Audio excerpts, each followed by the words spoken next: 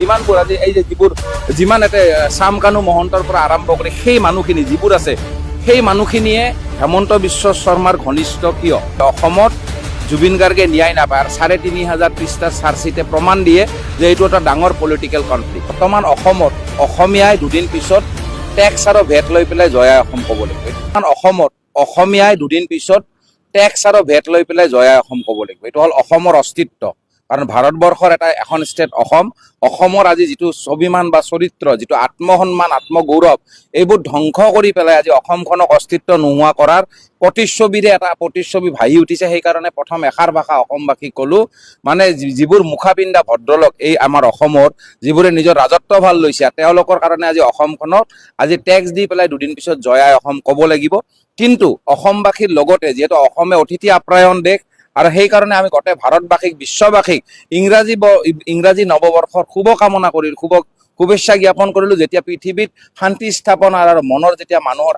আশা আকাংক্ষাবোৰ যেতিয়া পজিটিভ হয়, সুস্থিৰে যেতিয়া পৃথিৱীখন আগবাঢ়ি যায়, আৰু ইয়াক লৈ প্ৰথম কথা হ'ব আমাৰ অসমৰ CM। মই এষাৰ ভাষাই ক'লোঁ, মুখাপিন্ধা ভদ্ৰলোক, মানে তেওঁক মই বাৰে বাৰে এষাৰ কথাই ক'ব লাগিব, তেওঁৰ চেয়াৰখনৰ পদবীৰ অৰ্থত অসমীয়া আচলতে ভ্ৰষ্ট ব্ৰাহ্মণৰ নষ্ট চৰিত্ৰ, CM অফ আছাম দা হেমন্ত বিশ্ব শৰ্মা। কাৰণ আজি যিটো ইয়াৰ কাৰ্বি আংলঙৰ ঘটনাৰ পৰা আৰম্ভ কৰি জুবিন গাৰ্গৰ চাৰ্জশ্বিটৰ পৰা আৰম্ভ কৰি যিমানখিনি হ'ল, আজি চাৰ্জশ্বিট যদি ৩,৫০০ পেজৰ আছে দিছে, গতিকে এইটো ইয়াত এটা ৩,৫০০ বা ১২,৫০০ পৃষ্ঠাৰ যদি এটা চাৰ্জশ্বিট ওলাইছে, তেতিয়াহ'লে ইয়াৰ কোনো অৰ্থ নাই। অৰ্থ এইকাৰণে নাই কাৰণ জুবিন গাৰ্গে দ্য লিজেণ্ড অফ আছাম, বিশ্বক প্ৰসিদ্ধ, অসমক প্ৰসিদ্ধ কৰা, যিখন অসমক হেমন্ত বিশ্ব শৰ্মাই ২২,০০,০০০ কোটি টকা লোনত পুত খুৱাইছে, সেই অসমখনক বিশ্ব প্ৰসিদ্ধ কৰিলে। যিখন অসমক আজি ভগনীয়া অসম বুলি মই এইকাৰণে কওঁ, আৰু ভূপেন হাজৰিকাই আজি ৩৫ বছৰ আগত কৈ গৈছিলে, আজিৰ অসমীয়াই নিজক নিচিনিলে অসম ৰসাতলে যাব, আৰু আজিৰ অসমীয়াই নিজৰ অসমত ভগনীয়া হ'ব, আৰু আজিৰ অসমত অসমীয়া ভগনীয়া। কাৰণ ইয়াৰ এষাৰ ভাষা কম, হিন্দু মুছলিমৰ মাজত আজি হেমন্ত বিশ্ব শৰ্মাই হওক আৰু ভাৰত চৰকাৰে হওক, হিন্দু মুছলিমৰ মাজত সদায় অসমখনক ধ্বংস কৰিব বিচাৰিছে। এইকাৰণে মই কৈছোঁ কথাষাৰ, কাৰণ অসমত বা ভাৰতত গো মাংস যিটো ব্যৱসায়, মানে বিফ এক্সপৰ্ট, আমাৰ ৱৰ্ল্ডত ছেকেণ্ড পজিশ্যনত আহিল এই হিন্দুত্ববাদী চৰকাৰ থাকোঁতে। কিন্তু ইয়াৰ আমাৰ যিটো CM ছেকেণ্ড পজিশ্যনত যে আহিল গো মাংসৰ ব্যৱসায়টো, এইটো হিন্দুত্ববাদী চৰকাৰ। আৰু য'ত আজি তাতে ইউপিত আজি হিন্দুত্ববাদী থকাৰ পিছতো তাতে কিন্তু সকলোতকৈ গো মাংসৰ দোকান বেছি, গৰু বিক্ৰী কৰা দোকান বেছি। কিয়? কাৰণটো হোৱাট ইজ দ্য ৰিজন? তো আমি জানিব লাগিব। সেই কথাষাৰ এইকাৰণে কৈছোঁ, কাৰণ অসমক ধ্বংস কৰি হিন্দু আৰু মুছলিমৰ নাম কৈ পেলাই আমাৰ কাৰ্বি ভাইসকলক গো বেক ক'ব পৰা হ'ল। চাইনিজ কাৰ্বি বাই বুলি কৈ পেলাই গো বেক ক'ব পৰা সেই অনা অসমীয়াখিনি জানো অসমীয়া হয়? জানিব লাগিব। তাতে অসমীয়া থাকক, বেংগলী থাকক, আৰু মুছলিম থাকক, কি থাকক, আৰু মোক দেখাই দিয়ক এটা মুছলিম মানুহে গো বেক কৈছে নেকি? মোক জনাব লাগিব। হিন্দু মুছলিমৰ যে কাজিয়াখন লগায়, শংকৰ মাধৱ কওক, এইবোৰ শংকৰ কিবা কওক, হেমন্ত বিশ্ব শৰ্মাই কথা কয় যে কৈ থাকে অসমক লৈ, এই ২,০০০ লাখ কোটি টকা যে ২২,০০০ লাখ কোটি টকা যে ঋণ লৈছে, কাৰণটো তেওঁ বুজাই দিয়কচোন। অসমত যে আজি মই সেইকাৰণে অসমীয়াক কওঁ যে আপোনালোকে হিতাধিকাৰী নহ'ব, আপোনালোকে হিতাধিকাৰী নল'ব, কাৰণ ল'লে আপোনালোকে দুদিন পিছত অসমত জয় আই অসমটো আপোনালোকে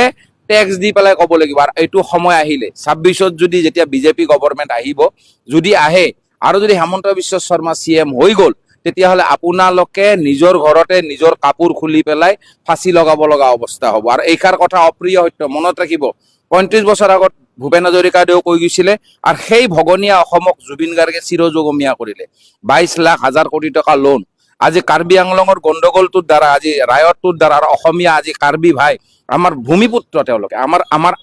আত্মাত বিৰাজমান। আজি অসমৰ স্বাভিমান ধৰা আজি এই ভূমিপুত্ৰ কাৰ্বিক যেতিয়া গো বেক ক'ব পৰা হৈছে।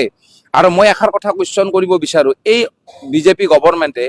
জয় আই অসম ধ্বনিটো কেলে নিদিয়ে? সিদিনাখনো মই বজৰং দলৰ ল'ৰাকেইটাক দেখা পাইছোঁ, খ্ৰীষ্টানৰ তেওঁলোকে স্কুল বন্ধ কৰিব গৈছে, কিন্তু ধৰ্মীয় চৰিত্ৰ তেওঁলোকে বন্ধ কৰিব যোৱাতে তেওঁলোকে ভাৰত মাতা জয় কৈছে, জয় শ্ৰীৰাম কৈছে, কিন্তু জয় আই অসমটো কিয় নক'লে? অসমৰ অস্তিত্ব, এষাৰ কথা সদায় মনত ৰাখিব লাগে, আত্মসন্মান অবিহনে সন্মানৰ কোনো মূল্য নাই। মোৰ যিবোৰ বজৰংগী ভাই, কাৰণ দেখক মই নিজে বজৰং দলৰ পৰা আহা, কাৰণ বজৰঙৰ অৰ্থ, হিন্দুত্ববাদৰ অৰ্থ এটাই, সকলোকে আঁকোৱালি লৈ আগবাঢ়িব পৰাটোকে হিন্দুত্ববাদ। কাৰণ প্ৰথা আৰু পন্থা, এইষাৰ কথা জানিব লাগিব। প্ৰথা মানে হ'ল সনাতনী ধৰ্ম, প্ৰথাৰ যিবোৰ ভাগ শ্ৰেষ্ঠ ভাগটো হ'ল হিন্দুত্ববাদ হ'ল শ্ৰেষ্ঠ এটা প্ৰথা আৰু তাৰপিছত যিবোৰ ভাগ হৈ যায় মুছলিম হিন্দু খ্ৰীষ্টিয়ান আৰু কিবা যিমানবোৰ ভাগ আছে সেইবোৰ পন্থা বুলি কয় খ্ৰীষ্টান পন্থাত পৰে গতিকে হিন্দুত্ববাদৰ আজি যিটো চৰিত্ৰ সেইটো হ'ল সনাতনী ধৰ্মৰ শ্ৰেষ্ঠ সভ্যতা সেই সভ্যতাত থকা মানুহখিনিয়ে যিটো পন্থাত আছে পন্থা মানে already they are out of Hindu out of Sanatani dharma গতিকে সেই মানুহখিনিক তেওঁলোকে কথা কৈ বা কাজিয়া কৰি পেলাই নিজৰ সনাতনী ধৰ্মক অসন্মান কৰাটো এটা লজ্জাজনক চৰিত্ৰ আৰু সেইকাৰণে মই বজৰং দলৰ ল'ৰাখিনিক এটা কথাই ক'ম পলিটিকেল কনফ্লিক্টত নিজক কেতিয়াও পুৰ নেপেলাব বা ডুব নেপেলাব এনেকুৱা কাম কৰক যেতিয়া হিন্দুত্ববাদ আত্মসন্মান যেতিয়া ঘূৰি আহে আৰু আজি যিটো কাৰ্বি আংলঙৰ জড়িত যিটো তুলিৰাম ৰেহাং তেওঁ আচলতে তেওঁ আজিলৈকে যিমানবোৰ গণ্ডগোল হৈছে যিবোৰ পাব্লিকক তেওঁলোকে মাৰিছে গুলি কৰিছে সেই মানুহবোৰে হেমন্ত বিশ্ব শৰ্মাৰ ঘনিষ্ঠ কিয় কুৱেশ্যন এৰাইজ বাৰে বাৰে যিমানবোৰ আজি এই যে যিমান এটা চাম কানু মহন্তৰ পৰা আৰম্ভ কৰি সেই মানুহখিনি যিবোৰ আছে সেই মানুহখিনিয়ে হেমন্ত বিশ্ব শৰ্মাৰ ঘনিষ্ঠ কিয় আমাৰতো ঘনিষ্ঠ নহয় আমাৰ যদি ঘনিষ্ঠ নহয় তেওঁলোকৰ কিয় ঘনিষ্ঠ কুৱেশ্যন এৰাইজ হ'ব কাৰণ তেওঁ CM অফ আছাম সেই CM অফ আছামৰ খালি অকল কৰাপ্টেড মানুহখিনি কিয়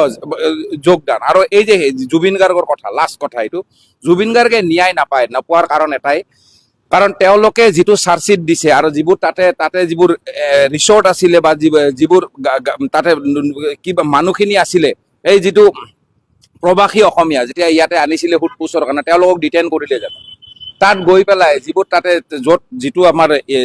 এক্সিডেণ্ট য'ত তেওঁ মৃত্যুবৰণ কৰিছিলে জুবিন গাৰ্গে য'ত পানীত পৰি আছিলে সেই জাগাবোৰ ডিটেইন কৰিলে জানো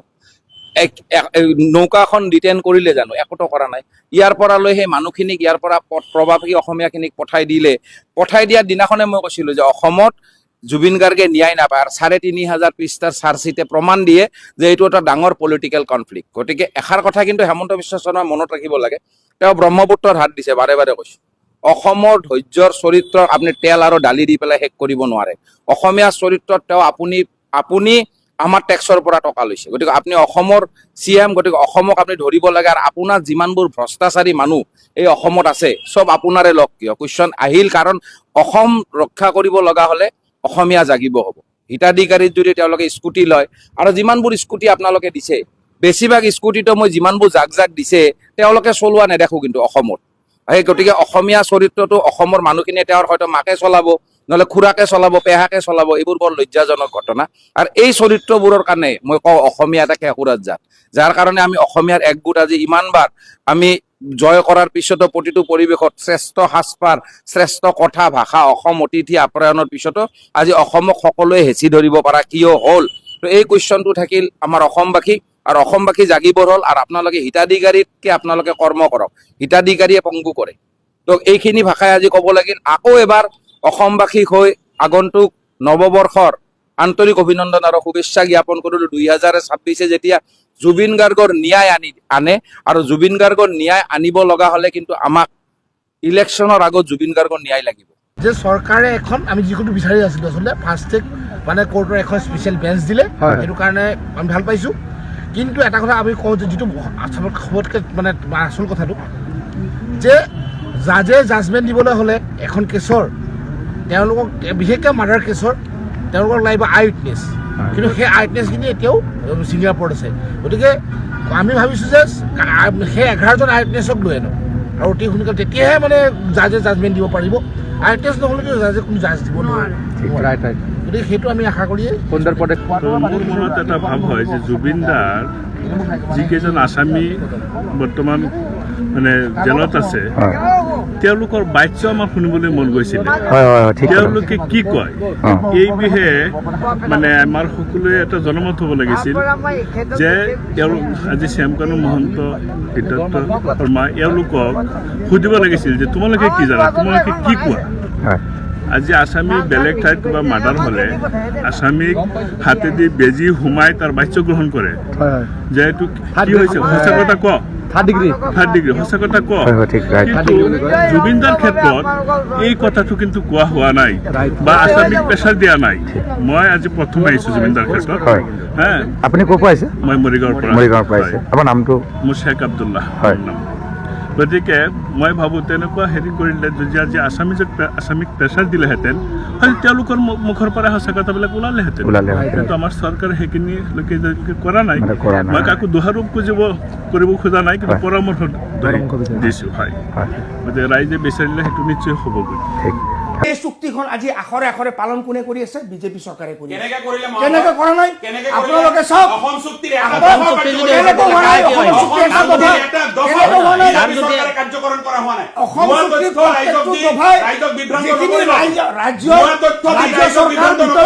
ৰাজ্য চুক্তিৰ কোনটো দফা আপুনি ৰাজহুৱা ভুৱা ভুৱা অসম চুক্তি কোনটো দফা কাৰ্যকৰী কৰিছে আপুনি ৰাজহুৱা কৰক আপোনালোকে কি কয় কোনটো চুক্তি ৰাজহুৱা কৰক আপুনি কি অসম চুক্তিৰ কোনটো দফা বিজেপি দলে কাৰ্যকৰীকৰণ কৰিলে আপুনি ৰাজহুৱা কৰক যদি সৎ সাহস আছে এই এছেম্বলি সিট বিলাক যে আপোনাৰ কি কয় ডিলিমিটেশন চৰকাৰী নিয়মত হৈছে চৰকাৰী নিয়মত অসম চুক্তি হিচাপত হৈছে মিছা কথা আপুনি মিছা কথা আপুনি ভুৱা তথ্য ৰাইজক বিপথে পৰিচালিত নকৰিব থান আপোনালোকৰ দিনত নকৰিব আপোনালোকৰ দিনত বিদেশীয়ে তাতে দখল কৰি আছিল আজি কোনে বৰ্তমান বিদেশীখিনি কি এই বিদেশীখিনি ক'ত গ'ল যদি বিদেশী ক'ত গ'ল সেই বিদেশী মানে বিদেশী যদি বিদেশীয়ে দখল কৰি আছিল আমি কোন পক্ষে প্ৰশ্ন কৰিব বিচাৰিছো ভুৱা তথ্যৰে অসমৰ ৰাজ্য বিভ্ৰান্ত কণ্ডাক্টৰ অসমত কোনো বিদেশী আহিলে যদি বিদেশী আছিল সেই বিদেশী সকল কোন চিনাক্তকৰণ কৰক কেনেকে হ'ব কিয় বিদেশী বুলি কৈছে কেনেকে কোকৰা কিয় ক'লে আপুনি বিদেশী বুলি কোনে কৰিছিল এনকোচ কোনে কৰিছিল আপুনি নাজানি কথা নকব চাব অবৈধ বেদখলকাৰী আজি বিদেশী এই দুটা কমপ্লিটলি বন্ধ হ'ল আপোনালোকৰ দিনে সদায় কোনে কৈছে বিদেশী বুলি কোনে কৈছে বিদেশী আছে বুলি যদি বিদেশী আছে বৰদুৱা থানাৰ পৰা কোন বিদেশী খেদিলে ৰাজহুৱা কৰক আজি আমি খুদিব বিচাৰিছো বৰদুৱা থানাৰ পৰা কিমান বিদেশী খেদিলে প্ৰত্যেকটো কোন বিদেশী খেদিলে আপুনি ৰাজহুৱা কৰক অনলাইন কোনো ধৰণৰ ব্যৱস্থা নাই বিদেশী খেদিলে আজি প্ৰত্যেকটো আপুনি ফালৰি আনিব বহি আপোনাক খুদিছো মই পোনপটীয়া প্ৰশ্ন কৰিছো বৰদুৱা থানাৰ পৰা কিমানজন বিদেশী খেদিলে ৰাজহুৱা কৰক নাম বৰদুৱা আমি বৰদুৱা যিখিনি এনক্ৰচ হৈছিলে সেইখিনি আমি ক্লিয়াৰ কৰিলো আৰু বিদেশী আমি প্ৰশ্ন কৰিছো বিজেপিৰ মুখপাত্ৰ তাৰপিছত যদি সৎ সাহস আছে বৰদুৱাৰ পৰা উচ্ছেদিত মানুহ এজন বিদেশী বাহিৰ কৰি দিয়ক টেৰৰিষ্ট কি অৱস্থা আছিলে আমাৰ ইয়াত সন্ত্ৰাসবাদীৰ কি দপদপনি আছিলে আজি কি হ'ল উন্নয়ন দেখাইছো আপোনাৰ চকুৰে উন্নয়ন দেখা নাই বিদেশী কোন আপোনাৰ অসমত কোন বিদেশী দিল্লী বিদেশী কোনবা দিনা মাত বিদেশী দিলে কংগ্ৰেছে মাত মাতিছে মুখ্যমন্ত্ৰীয়ে ৰাতিপুৱা হয় এই কংগ্ৰেছৰ আপোনালোকে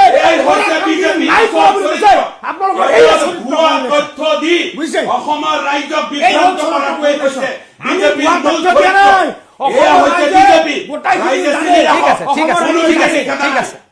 অসমত পোনপটীয়া প্ৰশ্ন কৰিছো অসমত বৰদুৱা ক্ষেত্ৰই হওক যি ক্ষেত্ৰতে নহওক কিয় আজি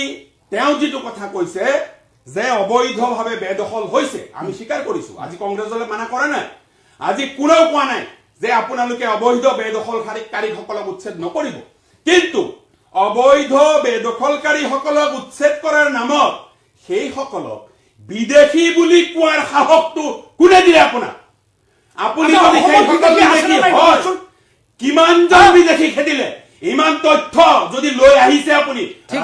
আছে আপোনাৰ প্ৰশ্ন ঠিক আছে মই বুজিলো আপুনি উত্তৰ দিয়ক প্ৰত্যুত্তৰ দিয়ক ইয়াত কি আছে আপোনাৰ ক'বলগীয়া এওঁলোকে কৈ আছে যে এনক্লোজাৰ হোৱা নাই আমি কোৱা নাই হোৱা নাই বুলি এনক্লোজাৰ হোৱা নাই ভুৱা অবজেকশন অসম চৰকাৰে আমি কোৱা নাই এনক্ৰোচ হোৱা নাই বুলি আমি কৈছো এনক্ৰোচ হৈছে যদি এনক্ৰোচ হৈছে আপোনালোকে একসেপ্ট কৰিছে ভাল কৰাৰ পিছত আপোনালোকে কেলে বিদেশী উচ্ছেদ আপুনি উচ্ছেদিত মানুহসকলক বিদেশী নখজাব ঠিক আছে, উচ্ছেদ ঠিক দিলে আছে। গোটেই এই সাহস নকৰিব। গোটেই মানুহ ঠিক আছে, কোৱা নাই। নকৰিব আপুনি। এই এজনে গোটেই মানুহ কওক, কোৱা নাই। আপুনি উৎসাহিত মানুহ চেক্ৰেটাৰী ডাঙৰীয়া। আপুনি নহ'ব। ফালে লৈ নাযাব। আপোনাৰ এজেণ্ডা কথাটো মতে আপুনি আপুনি লয়। নচলে। আহমেদ ডাঙৰীয়া, হিন্দু মুছলমানৰ ৰাজনীতিৰ এক মিনিট। নচলে। আপোনালোকে তুষ্টিকৰণৰ ৰাজনীতিৰ অসম নচলে। আপোনালোকে তুষ্টিকৰণ ঠিক কৰে আছে, বাবেই কৰি আছে। 8,000 টকা আপোনালোকে আপোনালোকে একেবাৰে শুনক। সোমোৱাই দি শুনক। সাধাৰণ গয়া মানুহক শুনক ভোট শুনক লোৱা গাঁৱৰ এজন কৌশল মহিলা ৰচনা মানুহে কৰিছে। যদি 8,000 টকা পায় আপোনাৰ কি প্ৰব্লেম আমাৰ প্ৰব্লেম নাই। তেতিয়াহ'লে আপোনালোকে কিয় তেতিয়াহ'লে একেবাৰে কিয় দিব objection? বিচাৰিছে? কিয়? কেলে নহয়, নহয়, objection? কথা কিয় দিব মই বিচাৰিছে? মই কৈ আছো কেলে objection? কিয় দিব ঠিক আছে, বিচাৰিছে? মই কৈ ঠিক আছো আছে, ঠিক আছে। আপোনাৰ তুষ্টিকৰণৰ পাই আছে মনুল আলমে পাই আছেতো। এজন চূড়ান্ত পৰ্যায়ত। অসমৰ মানুহে হিন্দু বাংলাদেশীৰ সংখ্যাটো বাঢ়ি গ'ল তাৰ পাছত তেওঁলোকে 2,000 কোটি টকা খৰচ হোৱাৰ পাছতো এই এনআৰচিৰ কাম কাজ আগ নবঢ়ালে ডাষ্টবিনত পেলাই থৈছে সেইটো বাস্তৱ কথা হয় নে নহয় আৰু এনআৰচিৰ জৰিয়তেহে আপোনাৰ বিদেশী সমস্যাটো নাইকিয়া হ'ব ইয়াত থকা মুছলমান সংখ্যালঘু বিলাকেও ইয়াত যদি কোনো বিদেশী আছে সেইটো বিতাৰণৰ কথাই ক'ব নে নকয় আমি বিদেশীক লৈ সদায় পানী ঘোলা হৈ থকাটো আমি বিচৰা নাই আমি বিচাৰিছো ইয়াৰ সমাধান সকলোৱে বিচাৰিছে সেইটো হিন্দুৱেও বিচাৰিছে সেইটো আমাৰ মুছলমানেও বিচাৰিছে গতিকে সেই সমাধান তেওঁলোকে নকৰে কৰিছে জানো আজি নাই কৰা গতিকে সেইকাৰণে কৈছো যে আমাৰ মানুহবিলাকেও এটা ভুল কৰি আছে মোৰ দুখ লাগে বহু সময়ত যে একেটা কথা মানে এই বিদেশী সমস্যাক লৈ যে তেওঁলোকে প্ৰতিটো নিৰ্বাচনত বা প্ৰতিটো সময়ত যে ৰাজনীতি কৰে সেইটো আৰু কিমান দিনলৈ চলিব কিমান দিনলৈ আৰু সেইবিলাক চলি থাকিব গতিকে সেইকাৰণে আপোনালোকে দেখিব যে মূল জেগাত যে চৰকাৰ নাযায় আজি আপোনালোকে চাব দেই মূল্যবৃদ্ধিৰ কথাটো কৈ দিওঁ এইখিনিতে যে আজি বিজেপি চৰকাৰে আপোনাৰ মূল্যবৃদ্ধি হ্ৰাস কৰিম বুলি আহিছিলে আজি তেওঁলোকৰ দিনত 3 টকীয়া আপোনাৰ কণীৰ দাম আজি 10 টকা হৈছে নে নাই 32 টকীয়া চাউল আমি গুৱাহাটীত থাকো 32 টকা যিটো ক্ৰয় কৰিছিলো সেই চাউলৰ দাম আজি 100 টকা হৈছে আজি ইটাৰ দাম যিটোৰ দাম আচলতে আপোনাৰ 3 টকা আছিলে সেই ইটাৰ দাম আজি 12 টকা 13 টকা হৈছে আজি চিমেণ্টৰ দাম যিটোৰ দাম আচলতে আগতে 200 টকা 250 টকা আছিলে তাৰ দাম আজি 500ৰ পৰা 600 টকা হৈছে আজি ৰডৰ দাম 4,000 টকা যিটো পাৰ কুইণ্টেল আছিলে এইটোৰ দাম আজি 8,000 9,000 টকা হৈছে আজি পেট্ৰলৰ দাম যিটো 67 হৈ থাকোতে আচলতে প্ৰধানমন্ত্ৰী মোদীয়ে কৈছিলে বহুত আকাশলংঘী মূল্যবৃদ্ধি হৈছে বহুত হুৱা মেহেংগে আপকিবাৰ মোদী চৰকাৰ বুলি নিজেই আচলতে হৰ্ডিং লগাইছিলে আৰু তেওঁৰ নেতৃত্বত সেই 67 ৰুপিছৰ আপোনাৰ পেট্ৰলৰ দাম আজি 100 টকা হ'ল সেই সময়ত 56 টকীয়া ডিজেলৰ দাম আজি 90 টকা হ'ল হলনে নাই আৰু তেওঁ আৰু ডাঙৰ ফুটনি এটা মাৰিছিলে যে সাংঘাতিক ধৰণে ভাৰতীয় টকাৰ মূল্য পতন হৈছিলে সেই কথাটো কৈছিলে 2013-14 চনতে তেওঁ বোলে চৰকাৰলৈ যদি আহে প্ৰধানমন্ত্ৰী যদি হয় 1 ৰূপী ইকুৱেল টু আপোনাৰ 1 US ডলাৰ বুলি কৈছিলে মানে এটা ডলাৰৰ সমপৰ্যায়ৰ আমাৰ ভাৰতীয় টকাৰ মূল্যটো 1 টকাটো হ'ব বুলি কৈছিলে আজিৰ দিনটোত কিমান আজিৰ দিনটোত এটা ডলাৰ পাবলৈ হলে 90 টকা দিব লাগে নে নাই টকাৰ মূল্য কেনেকে ভাৰতত পতন হৈছে আপোনালোকে দেখিছে নে নাই শৈক্ষিক অভিৱৰ্তন সেই কথা আমি পাতিব লাগিব নে নাই লাগিব গতিকে এই মূল কথাবিলাক কিয় তেওঁলোকে নকৰে এই হিন্দু মুছলমানটো চলাই দিলেই একো কৰাৰ প্ৰয়োজন নাই গতিকে সেই ৰাজনীতিটো আমি বিদায় দিব লাগে সেই কথাটো কৈছিলো গতিকে বিজেপিৰ দিনত সঁচা কথাটো ক'বলৈ গ'লে ভাল দিন অহা নাই আজি মুখ্যমন্ত্ৰী হিমন্ত বিশ্ব শৰ্মাৰ টিভিৰ সন্মুখত যিবিলাক কথা কৈ থাকে যে ভাৰতৰ 5খন উন্নত ৰাজ্যৰ তালিকাত তেওঁ অসমক লৈ যাম বুলি যে কৈছে শেহতীয়া যি ৰিপৰ্ট আহিছে তেওঁৰ নিজৰ চৰকাৰৰ ভাৰতৰ প্ৰধানমন্ত্ৰীৰ অৰ্থনৈতিক উপদেষ্টা কমিটিয়ে যি তথ্য প্ৰকাশ কৰিছে তাত অসম দুখীয়াৰ 5খন ৰাজ্যৰ তালিকাত আহিছে বিহাৰৰ লগত সেইবিলাক ৰিপৰ্ট আহিছে আজি গতিকে সঁচা কথাটো ক'বলৈ গ'লে তেওঁ যে কৈ আছে যে সাংঘাতিক ধৰণে অসমৰ উন্নয়ন হৈছে ফাষ্টেষ্ট গ্ৰয়িং ষ্টেট বুলি যে কৈছে মানে বহুত স্পীডত আমাৰ ৰাজ্যখন আগবাঢ়িছে বুলি কৈছে আজি আমাৰ ৰাজ্যখন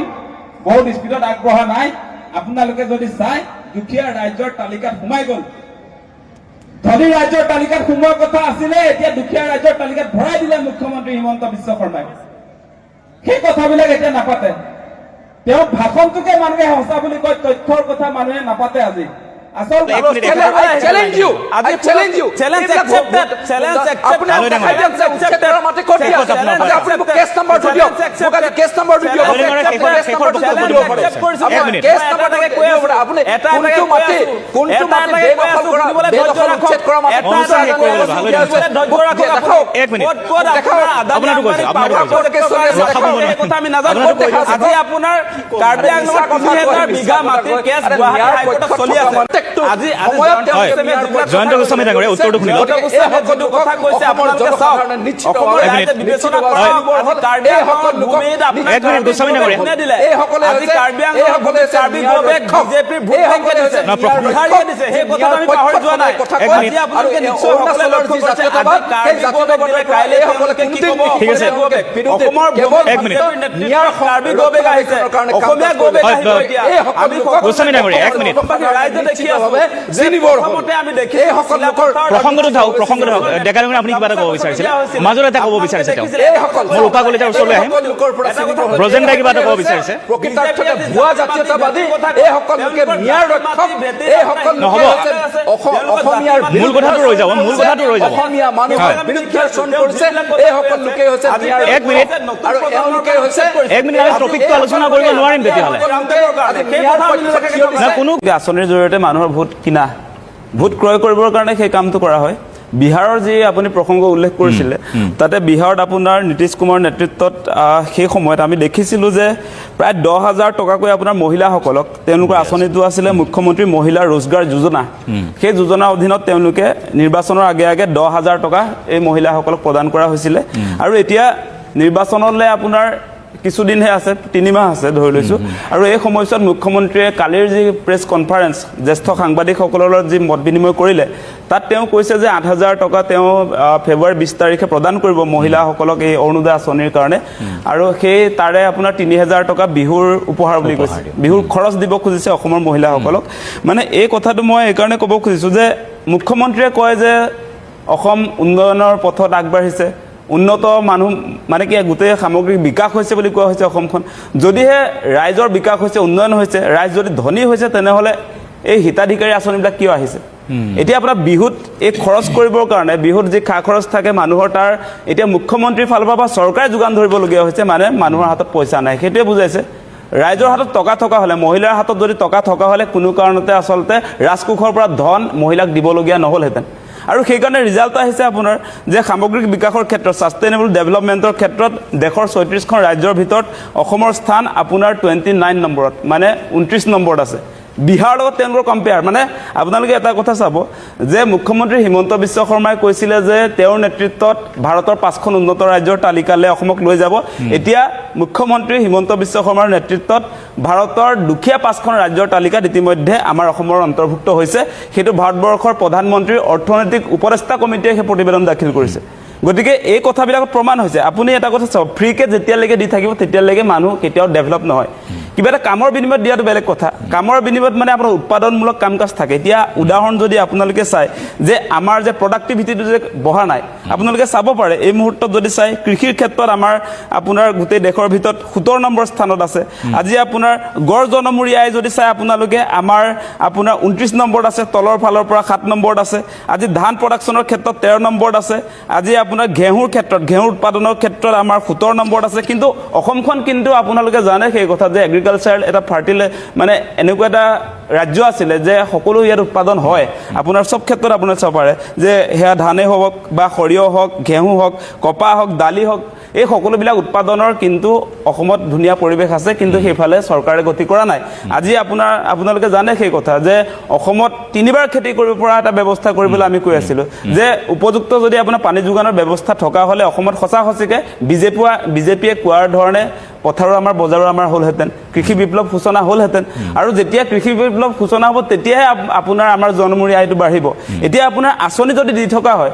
সকলো মানুহক যদি হিতাধিকাৰী বনাই থকা হয় তেতিয়াহ'লে অসম কেতিয়াও মুখ্যমন্ত্ৰী হিমন্ত বিশ্ব শৰ্মাৰ নেতৃত্বত ভাৰতৰ 5খন উন্নত ৰাজ্যৰ তালিকা সেই কথা কেতিয়াও নাহে কৰ্মবিমুখতা বাঢ়িছে কৰ্মবিমুখতা বাঢ়িছে এতিয়া আপোনালোকে দেখিব গাঁৱলৈ